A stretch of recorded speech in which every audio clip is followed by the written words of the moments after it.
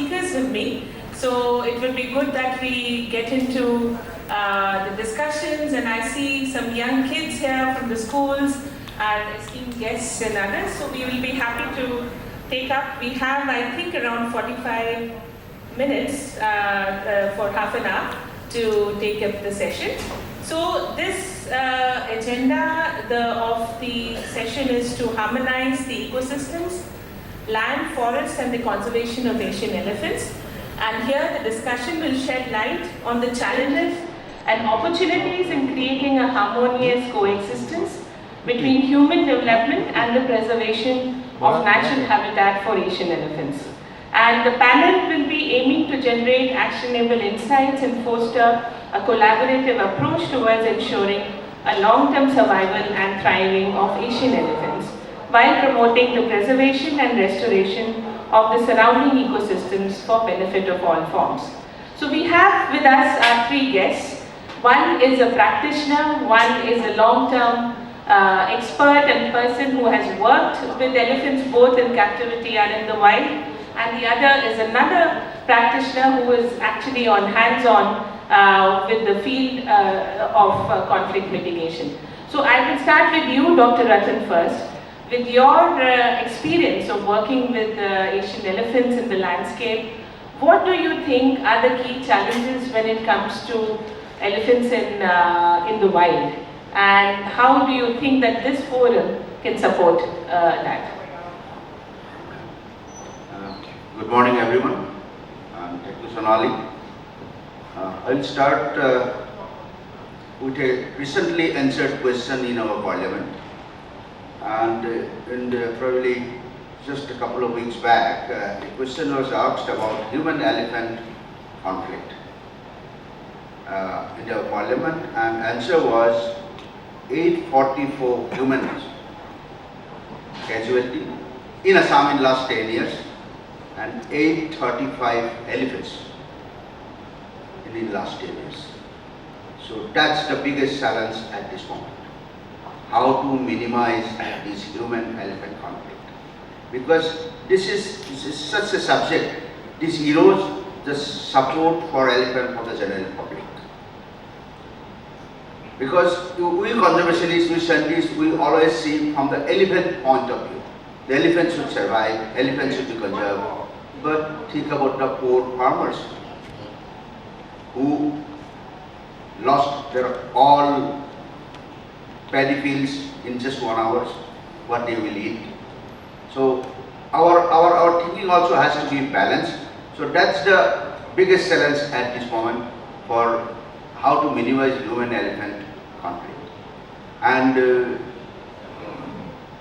another challenge, and as a wildlife practitioner for the last almost 30 years now, we have to have more and more decision makers into our fold.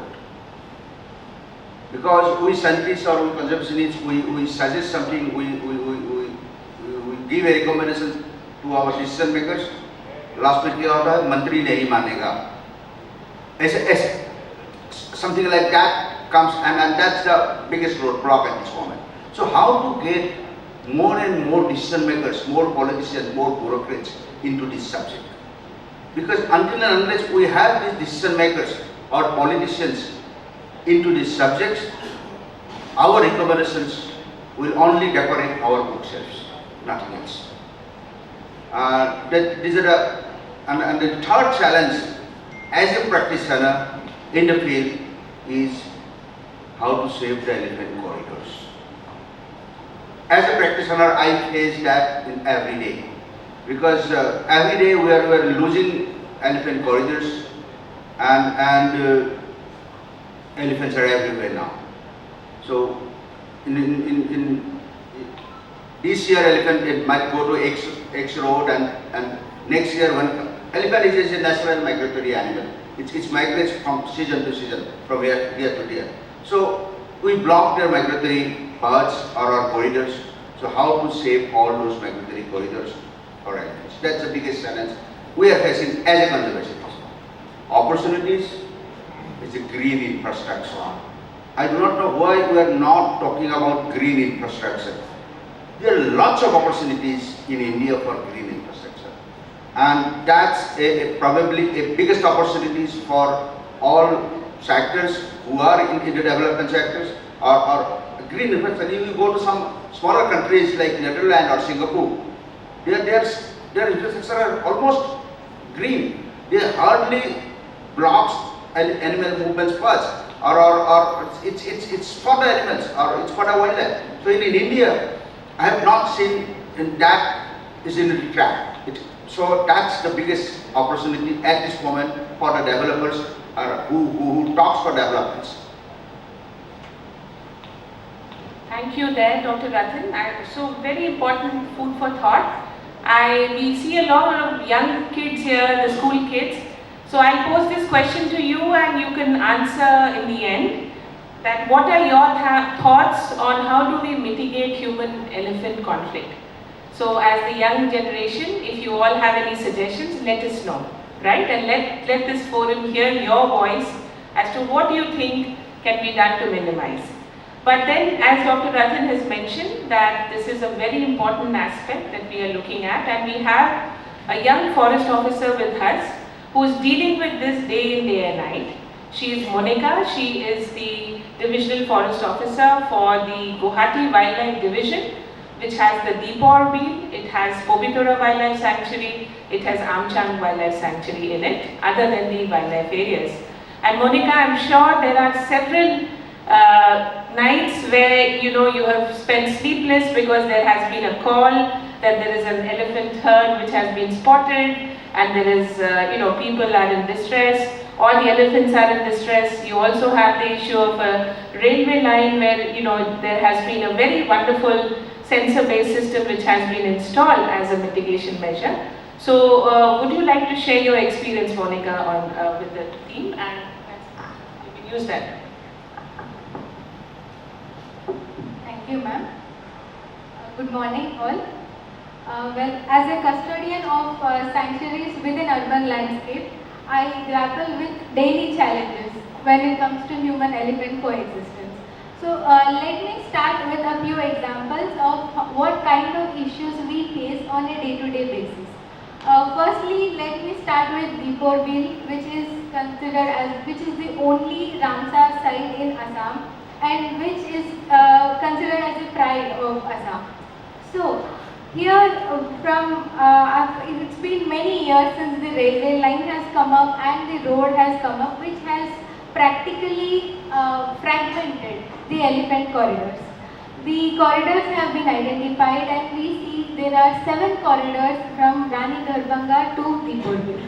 On a daily basis, the elephant herds come down from the Darbhanga hills to Deepor Beal, and on a daily basis we have the issue of stopping the trains. In this case, we do have coordination with the railway department, and now they have come up with sensors, and thanks to the codes, now we are also having underpasses. We will be having underpasses in the future for seamless movement of elephants. But the major challenge comes from the local communities or the fringe areas of the sanctuary. So when I say that it is a challenge to the elephants, but how is it I think we also have to think from the point of view of those communities. So at present they are all agricultural communities, but they see development all around them.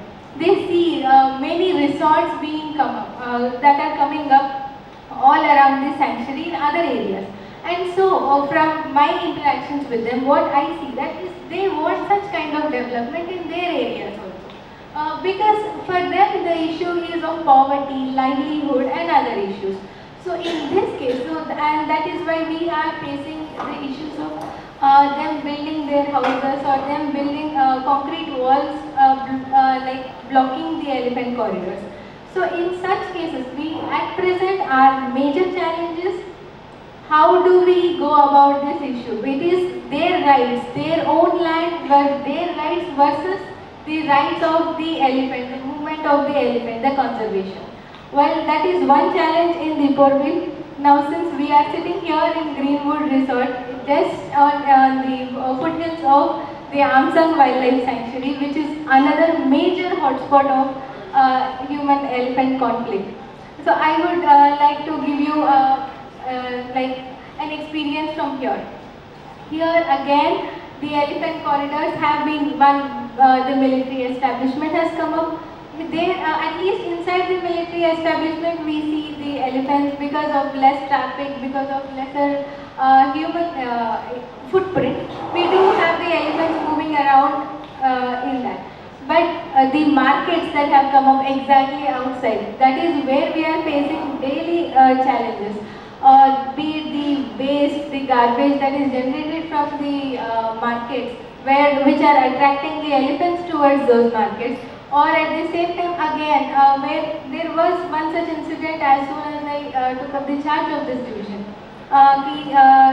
They started chasing the elephant with fire. So here again, so the challenge in front of me was whether we should take any action against those people. But again, from their point of view, it is poverty. It is that small stall was his only livelihood for his entire family and not just one person. So what I would like to say is, while we are trying to make policies of conservation and other things, I think we have to keep these communities in mind. How to bring these communities into our fold before making any kind of policy, and to maintain a balance between their development and also our conservation. Thank you. Thank you so much, Monica. So I think you have also shared your own experience with how you are dealing with elephant conflict, and reiterating what Dr. Ratan was mentioning, to have green infrastructure, and how do we involve the communities as stakeholders. These are the two key points that we would have. And we have with us David Smith, who works with WWF India. And David, you have very recently in Kaziranga, you have set up solar fence, which is a community fence. And this was something which has really brought in a lot of goodwill for us as a park and as for the authorities and the elephants as well. So David, what is your experience of what are the simple yet very novel approaches to minimize conflict using technology? And also, how do we ensure that the community participation, the department participation is there? Thank you ma'am. So technological wise, I want to mention, like in 2015, WWF Netherlands or WWF International, but mostly lead by WWF Netherlands with Wildlife Tech, another technological conservation organization. We organized one conflict challenge. So we asked for different technologies from different countries to mitigate human-elephant conflict, polar bear conflict, tiger conflict, and from around 12 countries we received nominations here. So in that, two things which topped, those were electric fences and high-tech or early warning system. So what happened? We tried to build some smart fences which we can. First thing is electric fences. How electric fences works? Electric fences is something it's a machine called energizer, which is a transformer which converts 12 volt DC 12 volt DC current into up to 10,000 pulsating DC volt. It's a very so it's a generate 50 pulse in 60 seconds, 1.2 pulse in one pulse in 1.2 seconds. So what happens when someone touches this fence? They will get a shock. It will not kill. You will get a good shock. So in case of elephant, because elephant is 4 feet, it get good earthing. So when elephant does the electric fence, they get a good shock, and because they can remember it for a long time. So once they get the shock, they will avoid the fence. So no doubt electric fences are like one of the most successful to mitigate conflict or to deter elephant. So there are so many fences like hanging fences are there and multiple wire fences are there which cost around 4 to 5 lakhs per kilometer. So here in Assam, I think so many organizations we are doing some low cost power fence, which is a single wire fence with bamboo post, with angled bamboo post, which is enough for stopping elephant, and which costs around 50,000 per kilometer. The thing is that this is a very successful thing, but yet again this technology or these fences get failed.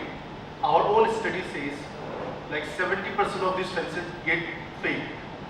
If you ask people, they will say, yeah, these fences work very well, it's very helpful, but still these fences, 70%, this is our own study, from our own fence side, 70% fences get failed.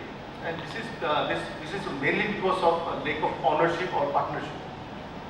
Because technology is one side, but maintaining the fence is a challenge.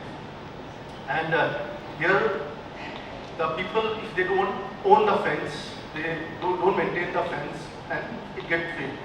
So what we are trying to do, to build some fences which are people will also contribute, like bamboo, by labor, by maybe they can give some parcels contribution. So they own the fences, they own the technology, and say they maintain it.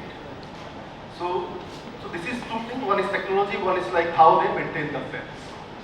This is one thing. And second thing is early warning system. So early warning system, we are trying to develop this thermal cameras, like low cost thermal cameras or infrared cameras, which can detect elephant movement.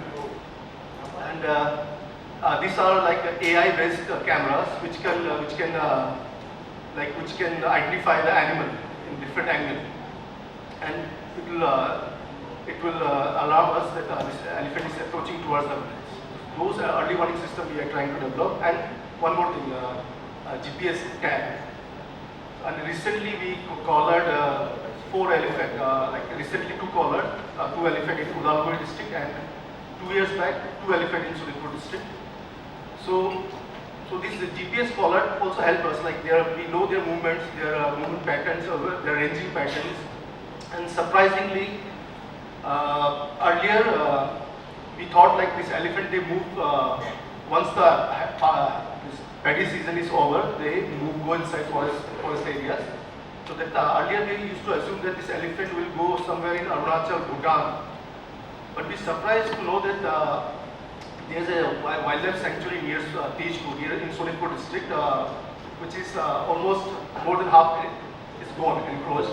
It's only around 90 square kilometers left, Sonipur Wildlife Sanctuary. And we are surprised to know that these 2 elephants, which we collared from the Sonipur Wildlife Sanctuary, they spent almost 7-8 months inside the sanctuary. Just imagine 80 plus elephant, they are staying within 90 square kilometer area, almost 7-8 months. So those are the interesting facts that come out from the GPS collaring. So GPS collaring is also a great tool. Yeah. That's all. Thank you so much, David. So you mentioned about the electric fences, about early warning systems, about collaring elephants and understanding their ranging patterns.